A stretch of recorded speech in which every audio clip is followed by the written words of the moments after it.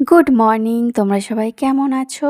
আশা করছি ভালো আছো। তো অবশ্যই কমেন্টে জানিও। তো আজকের ওয়েদারটা খুবই সুন্দর। মানে এদিকে রোদও না বেশি একটা, এদিকে বৃষ্টি ওয়েদার, হালকা হালকা ঠান্ডা। মানে ওয়েদারটা দারুণ আমার কাছে আজকে। তো আজকে চলে গেছিলাম আমার দেওরের মেয়ের, বলতে পারো একটা গেট টুগেদার পার্টি ছিল, তো সেখানেই গেছিলাম। তো এদিকে মানে ওর কিছু শ্যুট নেওয়া হচ্ছে স্নান করানোর।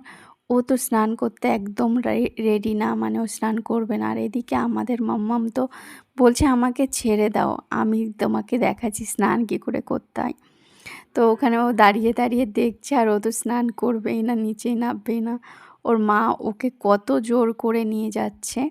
তো সেখানে ওইসব হওয়ার পরে চলে এসেছি আমরা, মানে যেখানটায় হলটা বুক করেছিল সেই হলে।